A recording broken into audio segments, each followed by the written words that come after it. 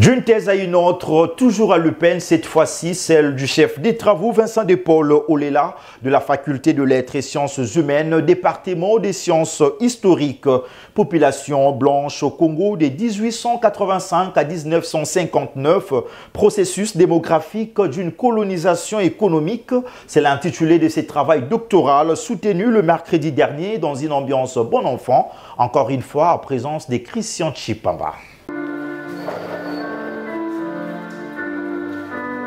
Portant sur la population blanche au Congo de 1885 à 1959, processus démographique d'une colonialisation économique, cette thèse soutenue avec brio par le chef des travaux Vincent de Paul Olela a analysé de façon quantitative et qualitative les structures de la population blanche au Congo de 1885 à 1959, a laissé entendre l'impétrant. Après étude, conceptualisation des orientations historiques de population, définition de leur camp, la recherche justifie la situation inhabituelle et dénaturée des mouvements et de toutes les structures démographiques sur un intérêt non seulement économique mais aussi spirituel et culturel de développement. Poursuivant son allocution, le récipiendaire a souligné que l'évolution de l'EIC, de Léopold II et le Congo belge, action de la population blanche, a créé un système économique qui influe insidieusement et infiniment sur la vie des indigènes. Elle a pour conséquence une dérive civilisationnelle, entre autres, d'acculturation, des passivités et des paternalismes. Cependant, il en résulte que, de toutes les ressources, les populations sont l'atout des entreprises et des essors sociaux. Elles constituent le meilleur cadre d'étude des développements humains, social, matériel et intégral, a martelé le chef des travaux Vincent de Paul. Une économie du travail qui a donné lieu à son évaluation minutieuse par le membre du jury avant la délibération à huis clos à l'issue de laquelle le chef des travaux Vincent de Paul Olela a été proclamé docteur en sciences historiques, orientation, histoire de population et histoire économique et sociale avec la mention grande distinction.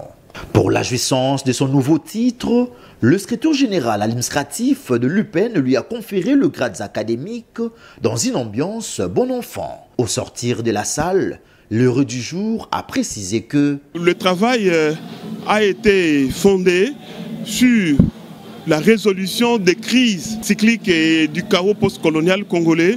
Et nous avons réfléchi comment expliquer que pendant l'époque coloniale, l'économie congolaise a été publicitée parmi les meilleures du monde. Et avec les mêmes ressources, le même pays, et maintenant que nous sommes indépendants, et il y a beaucoup d'intellectuels congolais et d'universitaires dans tous les domaines, pourquoi, comment et dans quelle mesure la population congolaise est trop pauvre et le Congo vit des chaos et des crises. Du point de vue démographique, nous nous rendons compte que la crise qui se vit au Congo est surtout de l'apanage de planification sociale et économique qui ne tiennent pas compte de la population.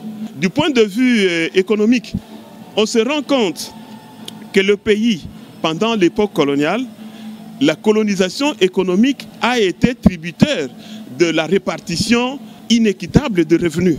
L'État doit changer la politique de rétribution des revenus. Nous devons être compétitifs en matière d'armement et notre sol regorge toutes les matières. Les gestionnaires et les administrateurs du pays doivent ouvrir l'œil et le bon. Une ambiance bon enfant a sanctionné cette cérémonie riche en couleurs.